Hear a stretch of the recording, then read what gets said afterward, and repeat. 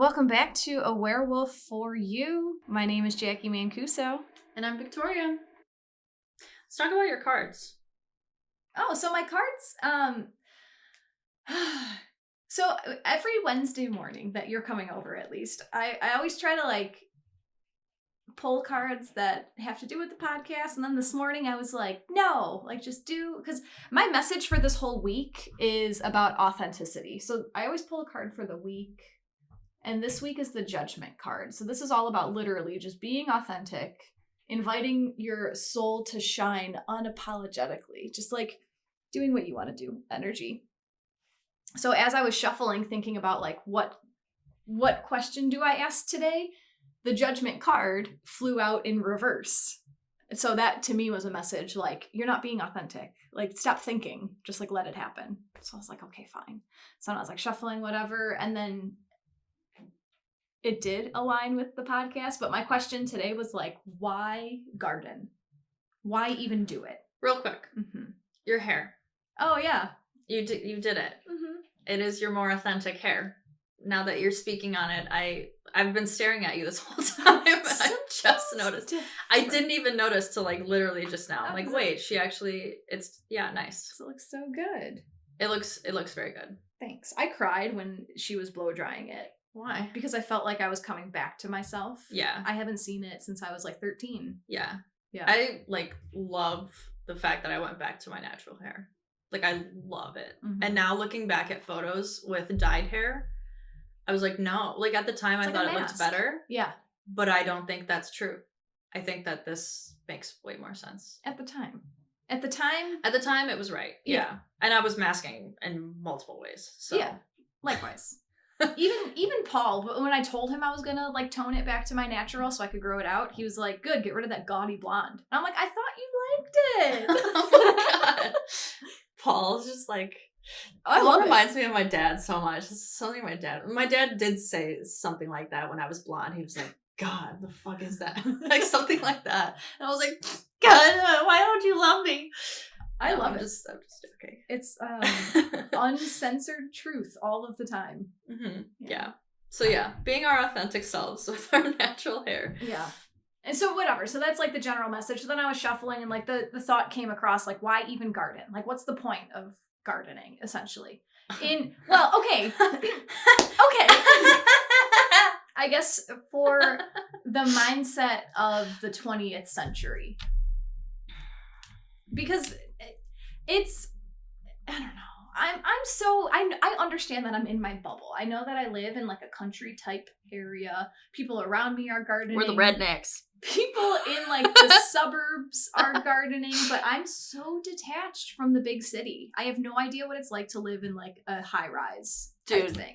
I went and visited one of my very acquaintance. I just met this guy and he was a friend of a friend and we got along and then we were let's hang out. And then I went and hung out with him, and in his apartment balcony, he had one plant on the balcony and he's like, ugh.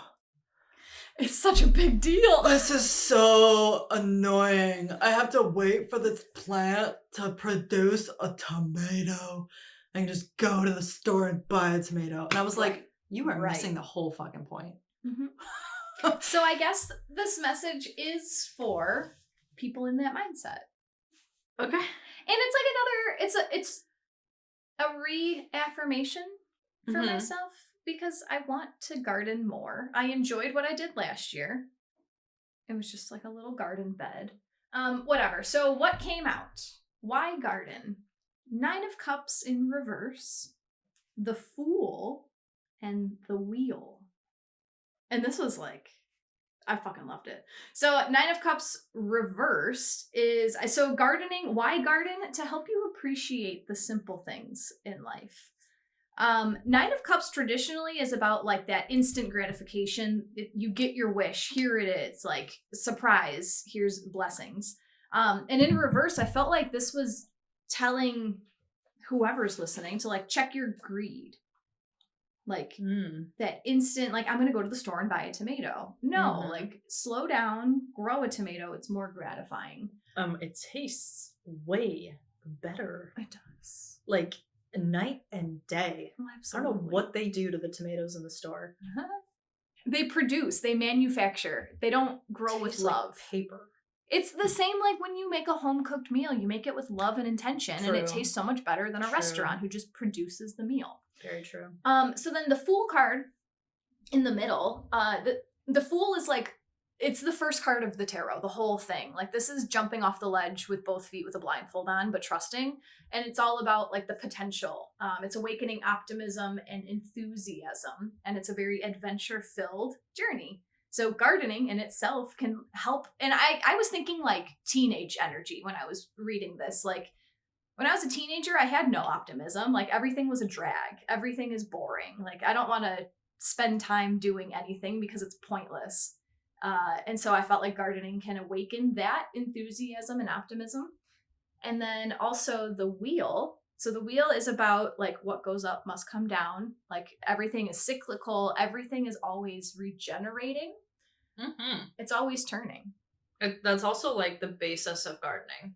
Yes. The cycle of death and rebirth. Well, the plants eat what we throw away. Yes. And then they create new plants for us to eat. That we then throw away the scraps. And Yep.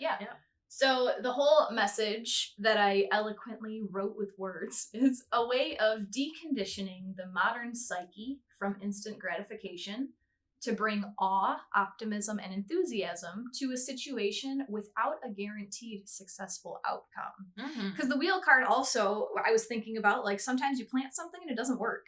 And yes. Do you cry about it? No, you just figure, like, what could I do different next time? Usually the first time you decide to plant something, most of it will not produce.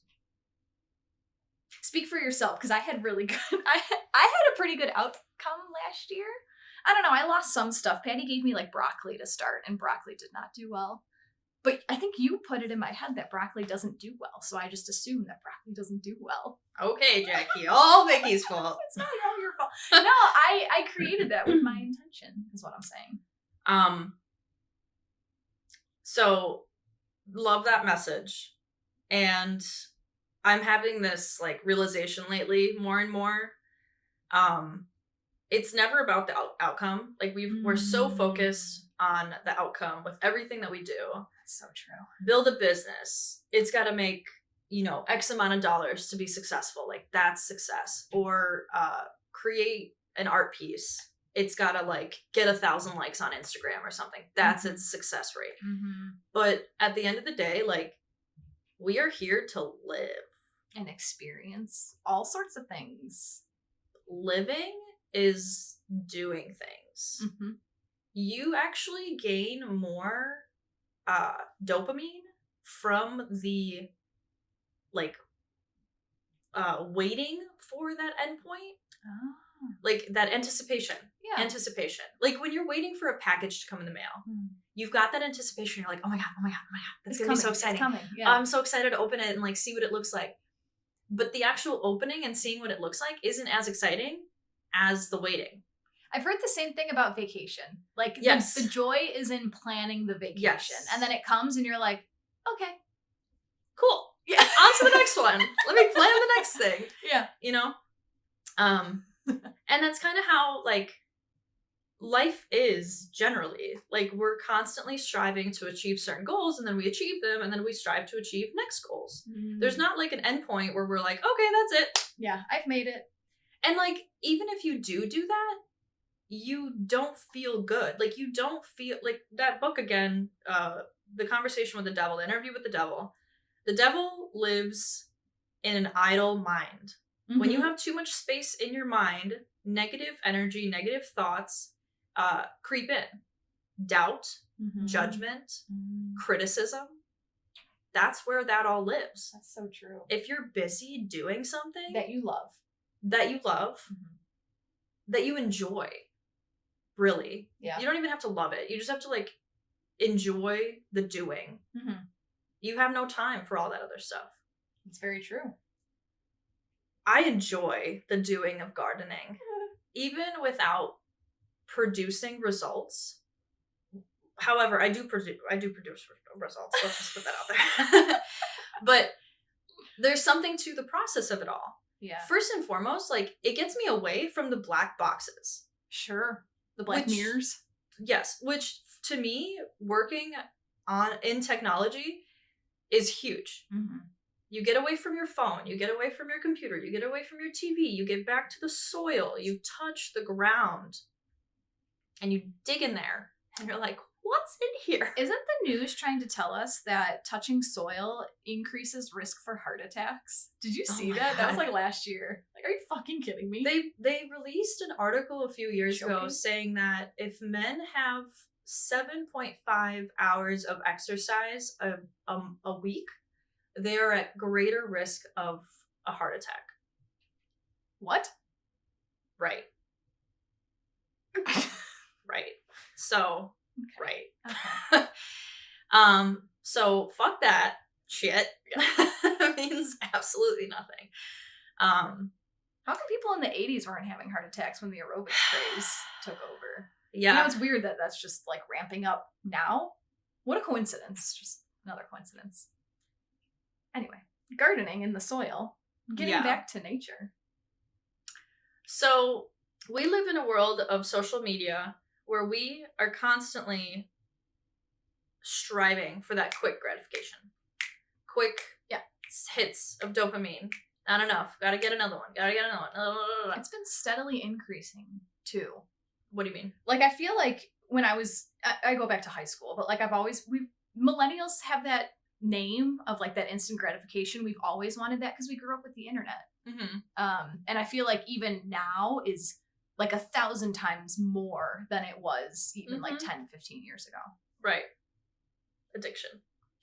I definitely have it. We all have it. Well, the society, not like me as a person, but like in society, how fast things are just produced when you want them. Like fucking everybody has Amazon Prime. Everyone can order something and it's at your door, sometimes even the next day. Mm-hmm. I ordered something not through Amazon Prime, and I was like, it took forever, but I'm like, that's actually just normal shipping. Yes. Yes. But also, I always think it's crazy, like with art, how much people post art on Instagram, and I'm like, when do you have the time to create so much to post something new every 2-3 days? I just don't get it. I don't get it. I don't. Do you think they're like mass producing? I have no idea. No clue. It does not make sense. But also, like, why? Just because the algorithm wants you to post every day, like you're fucking killing yourself. Like, I don't know. Whatever. Anyways, we live in a world of very quick gratification, hits of dopamine constantly. With gardening, you're not going to have that. First and foremost, when I decided to take over part of my garden and take over part of my backyard and make it into a garden, I had a whole corner of weeds that I needed to first get rid of. Mm-hmm. That was a whole process in and of itself. Mm-hmm. There is no way to put something into the ground and get a tomato. Right. Like, instantly. You know what I mean? Like, it's a multi-month process. You break it up into steps and you plan it out and you enjoy each part of the process in a different way. So, like, I had to get rid of the weeds. And my first year was very, like, rough. I was just like, I'm going to get rid of the weeds and I'm just going to stick stuff into the ground and see what happens. Mm-hmm. And even that was interesting. That's how you got to start. I feel like you just have to start that way. Yeah. And part of what I kept saying, too, at the time was, like, it does not matter how it looks. Sure. Because people are so hung up on, like, having this aesthetic. Can I put it on Instagram? Yes. Can I post my garden on the internet? Is it Pinterest worthy? Yeah. Who cares? Yeah. No one cares. Like, nobody fucking cares. Mm-hmm. But you care if you produce something. Yeah. You don't care how it looks. It produced. It's amazing. So, yeah. So, like, I was like, I need to get away from the visual of it and just do it. And so I did it, and, like, some stuff grew. A lot of my weeds still came back, and I was, like, fighting with weeds the whole time. Mm. But that made me start learning about weeds. Mm-hmm. Did you know that we have hundreds of medicinal plants in our backyards growing as weeds that we literally kill off every year for absolutely pointless fucking grass? Yeah. So it's like we've been taught that they're weeds, but they're not weeds. We literally spray, what is it, Roundup Roundup. on our Dandelions. backyards. And that is a cancer agent. Yep. And we kill off dandelions that are a cancer cure. Yes. Smart. Society. Smart, people. Smart. So that first year of gardening got me interested in weeds. And what weeds can we eat? What weeds can we make into medicine? How do we make medicine? I remember, sorry to cut you off, but No, go. Last year or the year before, we started getting dandelions in the front yard. Mm. Paul right away was like, I'm going to start spraying for weeds. And that's when I was like starting to wake up to all this stuff. I'm like, no, we're not. We're not going to spray this year. And his brain went right to like, oh, but we're going to be like that unkempt yard in the neighborhood, you know, that one yard that's always overgrown with weeds. I'm like, well, I'm pretty good. Like I mow the lawn. Taurus energy. Love mowing the lawn. Really? Oh yeah. It's like my favorite. The patterns. I think I'm going to start doing my own. I love it. We used to hire someone and I'm kind of getting over it. Interesting. We just never had a mower. I don't know. Yeah. So I put my foot down. I'm like, we're not spraying. Like, I don't want to put the cancer out there and blah, blah, blah. And we didn't. And you know what happened is that the dandelions came and then they turned white and then they poofed away. And then we just had a normal yard for the rest of the season. Like, it's not like they like come back and back and back. And that's what we're taught. Like, that's why you have to spray with weeds. Because if one weed comes up, like, kill it. Yeah, no. And there's also much more humane ways of getting rid of weeds without spraying chemicals. Of course. Like, you do know that if a plant doesn't see the light, it won't grow? Did we know that? You can literally just cover. Like, the second year, I took cardboard boxes and trash bags. That's right. And I covered that area. So the first year was kind of a shit show, but I grew stuff and I was like, fuck yeah, I'm going to do this again. The second year, I fenced off that area from all of my dogs because my dogs just like to spite me. And wherever I'm trying to do something, they go and take a shit. Athena specifically. She does it on purpose, like no joke. It's just like a lifelong thing we've got going on. So I blocked off that area, layered trash bags with cardboard boxes with cement bricks, and I snuffed out the light. For how long? Most of spring till I was ready to plant the seeds that I was starting indoors outside. Okay. So maybe to like May-ish. Okay. And then I lined the areas that I wasn't going to grow stuff in with wood chips. Again, snuffing out the light. So little weeds came up here and there, but it was like maybe 15% of the issue that I had last year. And then this year I learned that you can actually throw down fenugreek. That's a spice. Yes. And it will snuff out the weeds. So it will grow in such volume that it will take the area of where the weeds grow. And then you can have fenugreek and, you know, it pretty much is done by like springtime and it gets rid of most of the weeds. So again, you use nature to work with nature. You kind of enter into this like new learning experience that takes multiple rounds to build upon. Same with your soil. The first time you use your soil, it's probably shit soil because you haven't like fortified it. Yeah. But then the more you know, like how do you fortify soil? You dig a hole and put your scraps into the hole. Cover the hole. Let the scraps be eaten up by the soil. That brings worms. Worms are like your best friend. Oh, because they move it around, right? They poop. I love worm poop. They poop. And that poop is really like really good for the soil.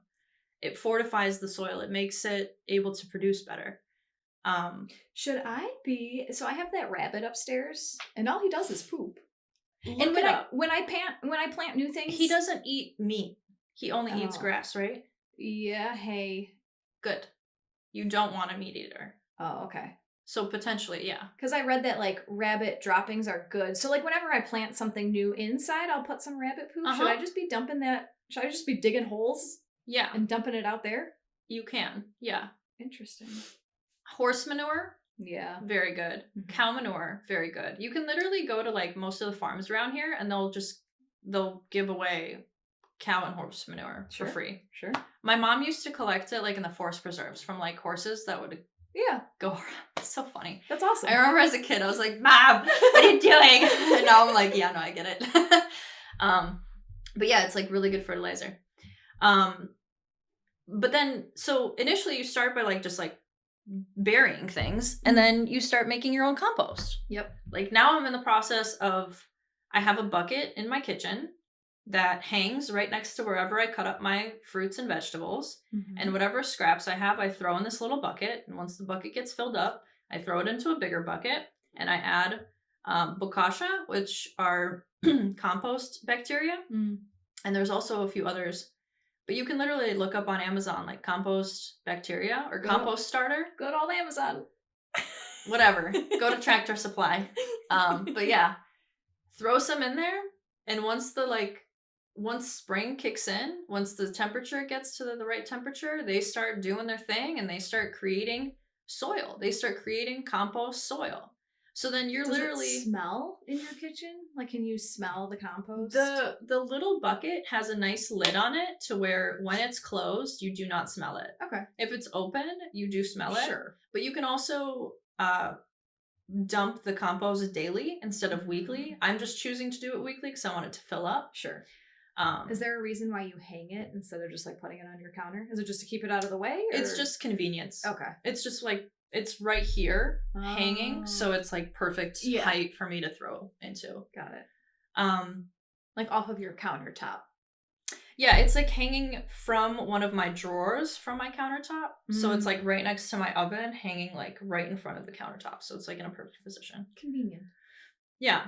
And my mom stands on the counter and she just opens it up, puts stuff in there. Cool. So yeah, so then I bought like a 21-gallon plastic container, pretty large container. Mm-hmm. And I'm throwing it in there. And then now that it's getting warmer, I'm going to take this container out. I'm going to put it outside. I'm going to drill holes in the bottom, just a few, so that the liquid, because it produces liquid, the liquid can get out and some air can get in. Oh, okay. And as it warm, and so like I'm going to put this container in a shady spot in my backyard. And I'm going to let it do its thing. And in a probably like more deeper into the springtime, usually it's about a month-ish that it takes, like once the weather is correct, it'll produce soil, which is fucking crazy. Yeah. And that's like the best thing you can give to your plants. Very interesting. Do you so you're not putting it like in your garden for the liquids to nourish the garden necessarily? No. You just have it outside so that it'll you can do aerate. both. Okay. So like initially I was just digging holes and putting my trash, cut vegetables and fruits. I'm not talking about it's plastic. Yeah, I'm not talking about like trash. I'm talking about like your scraps. Put like eggs are really good. So dig a hole, put that in the ground, cover it up, let the earth do its thing. Because it's essentially doing the same process, it's just already in there. Versus this, like you're going to have a container of pre-made, fortified fucking compost. All natural compost that you can put in pots. You can put in the soil. You can do whatever you want with it. You know what I mean? Like it's not already in that space. I love that.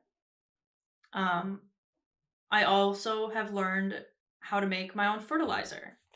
How do you do that? Because I don't want to. That's the thing. Like I planted a little tiny evergreen tree out front a few years ago. Sorry, I hit it with a weed whacker last year. I'm really sorry. I love you. Oh my god. Yeah, I chopped off like 2 inches and now it went right back to where it was.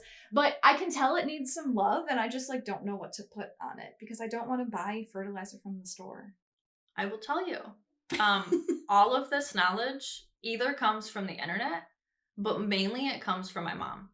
And this is like tradition passed down, which honestly makes me even more happy. Yeah. Like my grandparents used to have like a multi-acre farm. Where? In Belarus. Mm. In the countryside. Mm-hmm. It was like a village of like maybe 100 people. And they grew like it was nobody's business. And they had like 30 bee houses. Oh, nice. Like they had a ton of bees. They had a whole homestead. Like I come from that life. It's funny that I'm returning to it. Yeah. I was just at my grandma's house and she was telling stories about her parents who had a farm in Poland. Mm-hmm. And I was like, oh, that makes so much sense. Yeah. Here we go. Like I remember the smells and that like just feels like home to me. But yeah, so it's cool to me that like I'm learning the traditions, but it's sad that I wasn't interested in it when they were still here. I wish I was able to learn from them, but everything happens the way it's meant to. Everything happens for a reason, yeah. So fertilizer. Soil likes different nutrients and minerals. Mm-hmm. So I am not the best.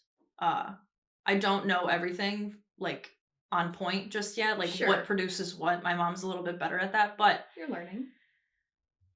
Take your orange peels, citrus peels, so like mandarins, oranges, your banana peels, your eggshells, put them in a tray somewhere in the sun, somewhere where it's sunny, and let them dry out fully. Once they're dry, use a grinder to grind them up, kind of like what you do with your eggshells to feed them back to the chickens. Add charcoal, like the charcoal that you use for the grill. Break it up into a fine powder. You can like step on it into chunks and then grind it up. Coffee. Mix that all together. Like coffee grounds, like used coffee grounds? Or dry coffee grounds? I use dry coffee grounds, but you could probably use used coffee grounds. Because just make sure they're dry. Don't use wet. When I worked at Starbucks, we used to do grounds for your garden, and we would like empty the used grounds into bags, and people would pick it up for free. Yep. I use the dry because I just have a bag and I don't feel like brewing the coffee to then use it. But I think you can, just dry them out. Yeah. Don't use it wet. Okay. But yeah, so you take coffee, charcoal, eggs, eggshells, oranges, bananas, grind it all up, and you have fucking concoction of amazingness for your plants. And then you just sprinkle that. Sprinkle on top. You don't have to dig it down. You can. If you're like starting a new pot and you want to mix it into the soil, you can do that. You can kind of like, rough up the top few layers and sprinkle it on top, or you can just sprinkle it on top overall. And I gotta say, like, my house is facing the wrong direction. So my indoor plants always suffer in the winter, but I got grow lights this year. And I've put them all under these grow lights. And so they're actually like getting the sun that they need. And then I added this fertilizer that I made recently, and my Monstera plant has been sitting dormant for over a year, and it just sprouted a new leaf. Wow. And that new leaf is fucking going. Nice. And I'm like, ah!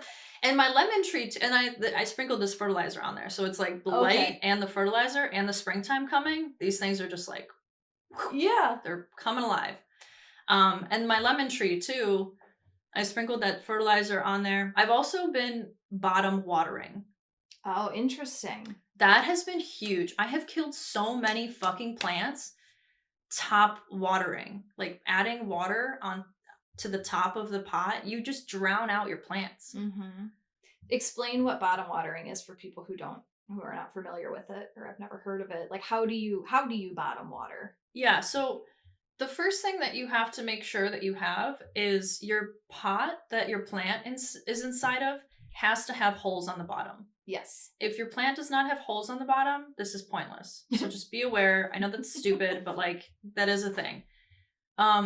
So then you take your plant with the holes on the bottom. It pretty much has access to its soil from the bottom, and you place it into a plastic container filled up with water.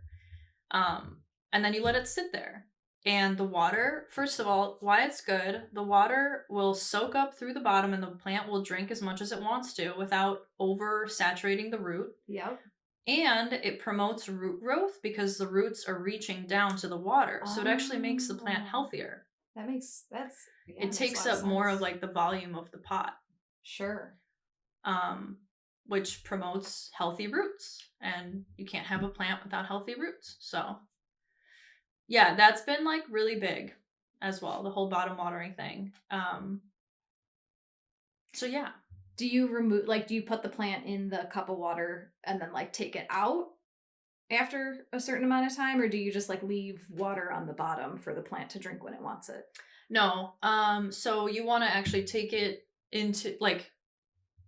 out of wherever it normally stands, put it in the container of water, let it drink. I really I don't have a set amount of time. I feel like the plant tells you. Yeah, well, it'll drink what it wants. Yeah. And then it'll stop. And then it'll kind of, once it stops, it'll still kind of saturate up. Like, as the water continues to move through the soil, it'll kind of saturate the rest of the soil, but it never gets like swampy. Sure. Which is good. And then if it's too much water, it'll seep out the bottom. But usually people say about 15 minutes. I've done from 15 minutes to a few hours. Okay. On my very dry plants, and I'm just let it sit in there. It'll drink what it wants, and then I'll take it out, let it kind of drip out of the bottom, and put it back to where it normally stands on its saucer. And then whatever it doesn't want, it'll just release onto the saucer. I love that. Why are we talking about gardening? I want to bring it back to the point, because I guess the reason why I wanted, because I know that you're, between the two of us, you're the gardening expert. You've done it more years than I have, so you have a lot of tips and tricks that I wanted to share with everyone. But I mean, why are we talking about this? To escape from society, to escape from going to the store and buying the chemical sprayed stuff. Honestly, for me, I don't, at the forefront, my reasoning is not to escape. I think my reasoning at the forefront is to have that knowledge. I think that it's very good knowledge to have, to be able to produce food yourself. Yeah. And also understand how the earth works to produce something. I've learned a lot of life lessons through gardening, especially that the dead shit is what fortifies the growth of the new stuff. Yes. And you can apply that to any area of your life. Yes. It teaches you a lot. It teaches you patience. It teaches you meticulous attention to detail and repetition and being happy repeating the same task over and over again. It slows you down. Yeah. That dopamine hit that you were talking about, that you get from the anticipation. I remember so I had a tomato plant on my back deck, and that's our main door, is the back door. So I'd pass it all the time. And the days that I would pass it and see a little tiny tomato growing, I would stop and just gawk at it for a minute. And they can feel that. You. Yeah. It's so gratifying. Well, with humans, if you speak positively to them, they grow bigger. Yes. Same with plants. Yes. I did an experiment with that. Yeah. If you're like, oh my God, look at how much you've grown. You look so good today. They're like, nah. Yeah. They it's not even the words, it's the energy. They feel the energy behind it. Yeah. Also, the smells.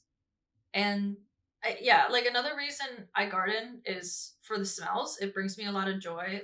A tomato plant smell. Oh my God. My God. That is literally the fucking best. I go up to my tomato plant in the morning and I'm like, oh, so good. And then how a cucumber tastes. Yeah. That you've grown yourself. I mean, first of all, there's a million seeds in one cucumber. Yes. Compared to what you buy in the store. So yeah, it's just all of it, producing something that you can then eat, that you can then give someone you love and be like, I literally made this. I love you. eat it. I remember I like dropped you off at home one day and you were like, "Do you want some cucumbers?" I was like, Yeah. "Hell yeah!" Yeah. My mom sends me photos of like the stuff she's got growing, and we're all like, yeah, it's so fun. What are you doing now to prepare? I'm assuming this will come out during Taurus season, which is very fitting Mhm. because Taurus is the earth, yeah. gardening, waiting, stubborn, yeah. So what are you doing to prepare your seeds, or what have you been doing? What should other people be doing? You know, I wanted to get this out, that if you spit on your seeds, the seeds will understand what vitamins and minerals you're missing, and it will, oh my gosh, it just blows my mind. Like, it will create more of those vitamins and minerals as it grows. You should try it. I don't know how you would test that, like whether or not it worked. Right. But why not? Yeah. It's not gross. It's not hurting anyone. Exactly.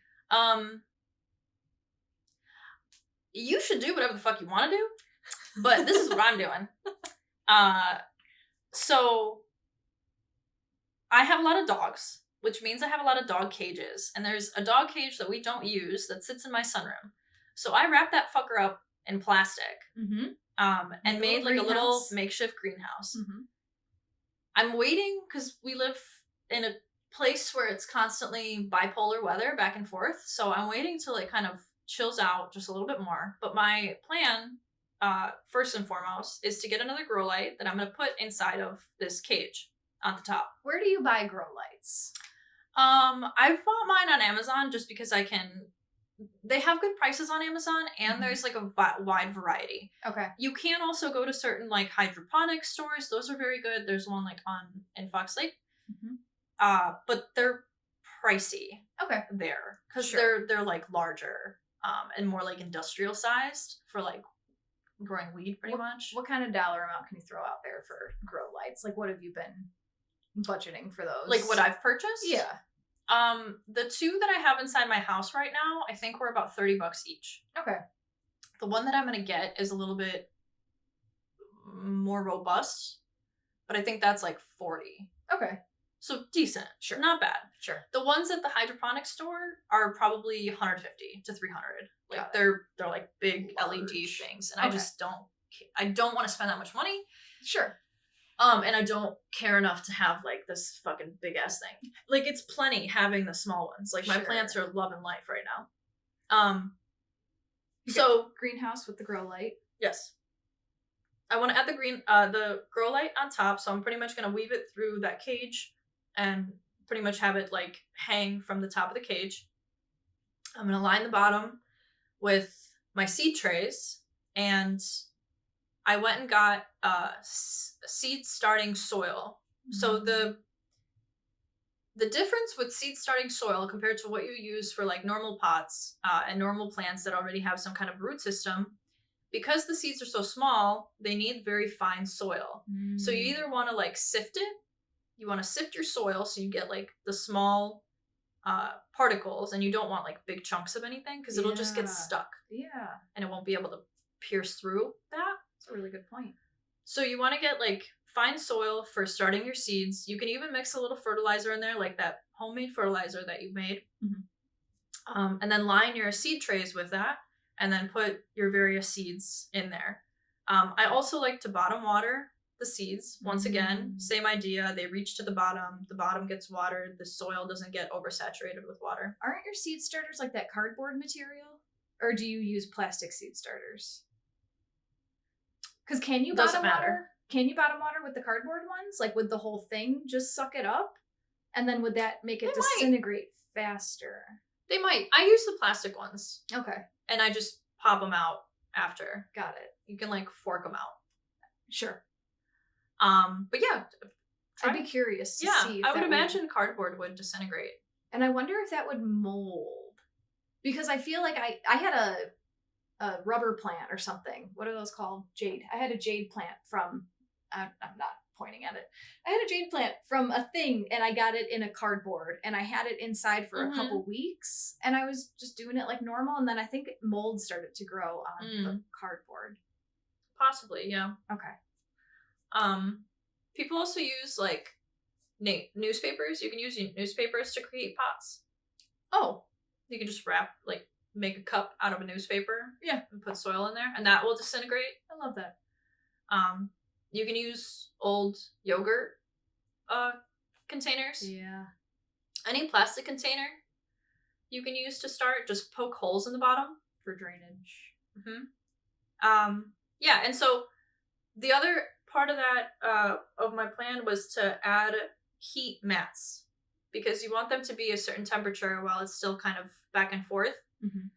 And it again depends where you have your seeds. My seeds are in like a sunroom, so the sunroom doesn't have like heating. It just has like the outside temperature. Yeah. That goes up and down, so I have to be aware of that. So yeah, having a heat mat underneath just heats the seeds, and they feel like it's time, and they start sprouting. You can also sprout seeds in a paper bag. In a plastic bag. You get a Ziploc bag. You get a piece of paper towel. Mm-hmm. You put your seeds in the middle of the paper towel. You spray your paper towel with water. Mm-hmm. Put the paper towel in the plastic bag. Either put it in a dark place or the refrigerator, and it will start sprouting. I feel like I did that in like 2nd grade with lima beans. Mm-hmm. Some seeds will do it better than others. Some seeds aren't meant to be sprouted that way, but you can always try and see how it works. Mm-hmm. So anyways, so that's seed sprouting. But my plan this year is to take up more of my backyard for growing things, and give myself more work to do because I'm psycho. Does it even feel like work, or doesn't it just feel like a hobby sometimes? Oh, I mean, yeah. My whole life is hobbies that I've turned into work, like in a good way. Yeah, that's like living the dream. Yeah, I love life. But yeah, so I plan on pretty much like taking part of the front part of my backyard, and taking a kennel that we have for the dogs. Again, we used to have puppies, and we had this kennel in our garage, and we haven't used it in a few years now, and I want to use that kennel as fencing for this new section of garden, so my dogs can't get in. Mm-hmm. Because any animal that does eat meat, their poop is not good for plants. Interesting. Their poop can be good for flowers, but it's not good for something that produces something that you're going to eat. Do you know why? Because they eat meat, and you don't know where that comes from or what it can contain. There's just something to the meat situation. Parasite stuff, maybe. All kinds of stuff. That. Okay. Yeah. Interesting. It's just a lot cleaner when they only eat grass and hay. Yeah. So that's why cows, horses, I think rabbits too. Yeah, there's no meat in his diet. Right. But I have a lot of dog shit, and it's not good. Like for fertilizer. Yeah. So yeah, and then my plan is to I'm like a very resourceful person. Like I don't like going and buying stuff. If I can make it, if I can use something that I already have to create it, I will. Yeah. It's not about having everything be, like we said, Pinterest worthy or aesthetically beautiful. Yeah. It's about growing shit. Yes. And however you can get to the growing shit part, get there. Sure. So we had to cut down an oak, and I want to use the branches and cut slices of the branches and use that as the liner for the garden beds. Oh, nice. Smart.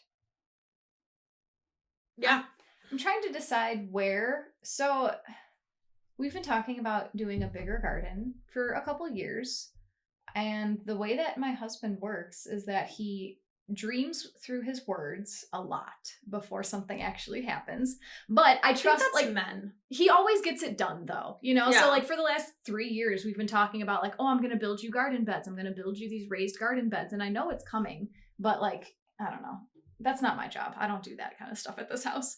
So I'm trying to figure out, like, do I just, like, start somewhere small and then transplant whenever the boxes do get built? Like, do you think that would be a pain?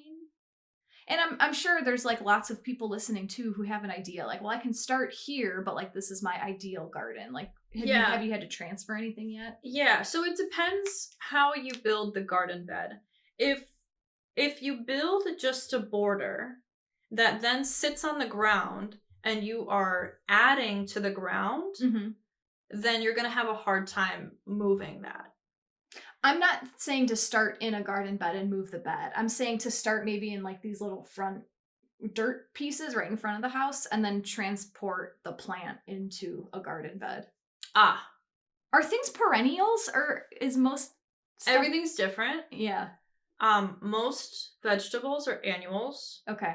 So you have to replant them every year. Okay. It's Just more like with flowers that you have annuals, perennials. Got it. Because I kept my tomato and my pepper downstairs to try Yeah. to save them over the I winter. tried to save a pepper and it did not. It died over the winter. Okay. It just, yeah. So I guess it doesn't matter. Just start here, do this for this year, and then when I get the beds, just replant in the beds. Mm-hmm. Some things like trees, like my lemon tree is a perennial. Like it's just going to keep growing because it's a tree. Mm-hmm. But yeah, it just depends on what you're growing. Do you actually get lemons? Not yet. It's Northern still Illinois? small. Like You can. It will? Yeah. Nice. You can. Yeah. I always assumed if it has the right conditions. It's just south. Mm-mm. Cool. So I do have 2 containers that are currently in like the wrong spot of my garden. They get too much shade there. So, and they have a bottom. So they are like standalone containers. For me to now move them, I need to take everything out because they're fucking heavy. So that's the other part. Like if you just, yeah. Sure. But like, transitioning plants, again, is plant specific. Some plants don't care and will happily move from one spot to the other. Some plants are really finicky. Once they're in the ground, they don't want to be touched. Like if you destroy their root system or even hurt it a little bit, they're like, I'm done. I can't do it anymore. Life is too hard. I think I just took your advice internally as we were answering that question about like, because I do like to have all of my ducks in a row before I start a project. And I think that this is all about just do it. And if you fail, learn from the failure and then do it different next time. No, and that's like all of like that's the wonderful part about it. Like there is no expectations right now. We aren't in apocalypse. We are just trying things and seeing how it goes and learning. And you can't learn if you're not doing it. Right. You know? Right. Like you can learn facts, but it doesn't mean anything until you apply the knowledge. Yeah. It's awesome. It's a lot of fun. I enjoy it a lot. And then like you have a good amount of food. And then food also grows in different parts. Like some things have a shorter cycle, some things have a longer cycle. So like first you'll start with all your lettuces and you'll get a bunch of lettuce varieties. And then your lettuce will start to die out and flower, which means it's gaining seeds for you to collect for the next season. That's another thing. When you grow something, you're always going to get seeds. So you build up a bank of seeds. Are you going to start dealing your seeds? My mom and I were dealing seeds in Texas. And then they stopped me at the airport thinking I had like weed or something. And I was like, dude, no, it's just seeds. I was like, I literally kept this outside of my bag because I knew this was going to be a thing. Yeah. Like everything's labeled. It's Look just in there. cucumbers and beets. Yeah. It's fine. Exactly. Yeah. I also wanted to mention too some a nugget of information that I recently learned that I feel like is very helpful. Whether you're growing food or you're buying food, I feel like an issue that we all have is waste. And if you find out ways to hold on to produce a little bit longer, that's a wonderful thing. You mean like after it's harvested, like a picked whatever? So let's just go with like you bought this, right? And obviously this applies if you grew it and then you stored it. But say you bought carrots. How long do carrots last for you in the fridge? I'm bad with my food. Like I'll eat stuff like right before it's about to turn. So I don't know, 3 weeks, 4 weeks. I don't know. What? Just laying there? Well, they get like soft. They get like gross, right? And then I put them in water. And then they'll keep for maybe 3 weeks. I don't know. You're putting me on the spot. 2 weeks. Okay. So, well, you kind of said it. If you keep Yeah, you gotta take care of it after it's picked. Okay, so if you buy carrots and you keep them in the plastic bag that they come, Nasty. and you put them in the fridge, Mm-hmm. probably about 2-ish, maybe like a week and a half in, they're gonna start getting dry and soggy. Like they get soft. Mm-hmm. They like shrivel and they get soft and they kind of look gross. And you're like, do I want to eat this carrot? So same with celery. Mm-hmm. And it gets that like gooey film on like the edges. Yes. Yeah. And also things like citrus, like lemons. Lemons will start to rot. Or yeah, I don't know on the counter, they'll get hard. Yes. And dry out.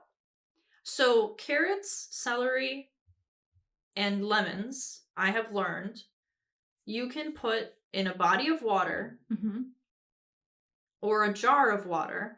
So with carrots, I will snap them in half and I will put them in a Tupperware container, fill the container up with water so that they're in the water, put them in the fridge, and those fuckers last a literal month, if not longer. Yeah. Fully in precise condition like you bought them. And I was like, crazy. Yeah. Did not know that. Uh-huh. Not cucumbers. Celery and citrus. Celery cut up into pieces, can be long pieces, put in a glass jar, fill it up with water, close the jar, put it in the fridge, lasts forever. Mm-hmm. Crisp, ready to eat. Just keep changing the water every few days or like once a week. Mm-hmm. Same with citrus. I bought like a bulk amount of lemons, put them in like multiple jars. They're fucking perfect. Okay, that's a good one to learn because like I shop at Aldi and you can't just buy a lemon. You have to buy a bag of like 35, 10, but whatever. Right. But then like what do I do with all these lemons? Bad. Yeah. Yeah, that was like a huge revelation for me because stuff kept going bad and I'm like, I do not eat this fast enough. How do I how do people store this shit? I learned the same thing about like berries. Yeah. Putting berries in a mason jar, just a empty mason jar, close the lid, put it in the fridge. Those are lasting a lot longer too. Yep. And then like with salad, if you put it on a paper towel. Yes. That makes a huge difference because it soaks up the moisture. Yeah, I usually, if I buy spinach at the store, I'll put like a paper towel in the container. And that gives it like an extra week. Yep. Week and a half, if not longer. I learned that with cucumbers, you do not want to put them in the fridge.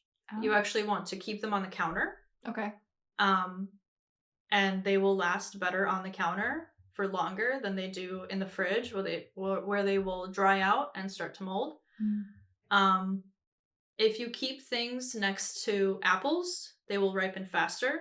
So if you don't want things to ripen faster, keep them away from apples because apples release a gas that actually helps ripen things. So on the flip side of that too, if you have tomatoes at the end of the season that are still green and you want them to ripen, put them in a brown paper bag specifically and put them next to apples and they will actually continue to ripen even though they've been picked. Do onions do the same thing? I feel like I've heard that about onions.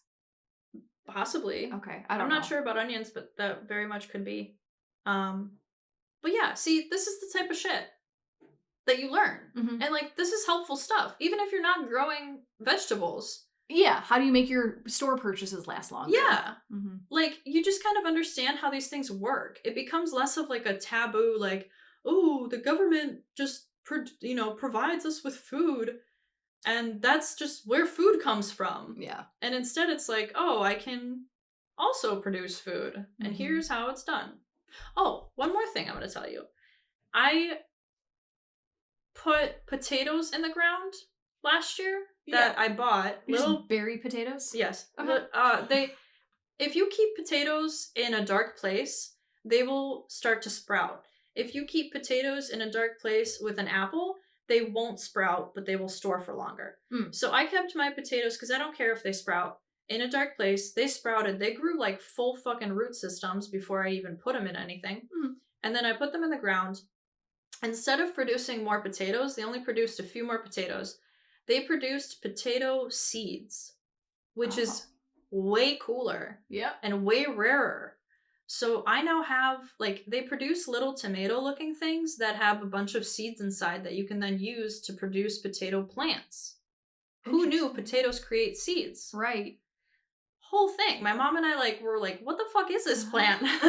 But it's potatoes. So now I have a bunch of potato seeds that I can use to plant potatoes. That's awesome. The more you know. Okay, that's it. Well, that was very insightful. I learned a lot. I have a few things that I'm going to try Yeah. in this planting season. Yay. I really like this stuff. It honestly makes me really happy. I feel like it's just a fulfilling thing to do. Like you're spending really your is. time creating something, nurturing something, caring for something, and then watching it grow into something that is useful for yourself and the people that you love. It's also really fun to go in your backyard, cut some shit, wash it, and eat it. That's been like a dream of mine. I feel so silly saying that out loud, that I just don't already have that. But like when I'm hungry, I don't like snacking because I know that I'll grab the nasty stuff for snacks. Mhm. So even like a granola bar, like I don't even want that chocolate right now, but I know I'm hungry and I don't want to like heat up a whole meal, so I'll just whatever. But I'm like so looking forward to the day where I can say, I'm hungry. I'm going to go get a cucumber and just pick it and eat it. Mm-hmm. I'm so looking forward to that. Yep. That's awesome. And then just like I've been envisioning gathering stuff from my garden and then bringing it into my kitchen and making a meal. Like that kind of stuff is like, that's what gets me off nowadays. Yes. It's a lot of fun. I really enjoy those days. And everything's different too. Like, yeah, it's not all the same. Growing food isn't all the same. Every plant is different and you get like different excitement about every plant, you know? So it's just like a whole family in plant form. What's next? I sound like a crazy person. No. You sound crazy to society. And to me, that's the best crazy you can be. Are you going to start looking into like canning or any other kind of preserving? I don't think I have the bulk yet to do that. We do still eat what we produce. Cool. I have looked into certain canning. Like, for example, last year I made pickles, but they were quick pickles. Like the Russian recipe for pickles, they only pickle for about a day to 2 days, and then they're ready. And they're fucking amazing. But yeah, definitely something that I would like to get into and learn different recipes for. But you do need like just more materials to be able to can properly. At this point, I'm just going to go to various garage sales, estate sales, etc., and find vintage mason and ball jars that are made out of that like old glass that's like impenetrable, because those jars, like literally you clean them with vinegar and they get back to 100% cleanliness, and you can reuse them for fucking centuries. Like they're really, really good. Nice. So that's where I'm at with the whole canning thing. But yeah, eventually, definitely. Cool. Well, thanks for sharing all of your gardening wisdom with us. It's fun. You're welcome. We'll keep you guys updated on our gardens. Yeah. Start one too. Even a single plant. If you need seeds, I got them. I can deal you some on the side. Thanks for listening to today's episode. Thank you for liking, sharing, and subscribing to our YouTube channel. Bye. Bye.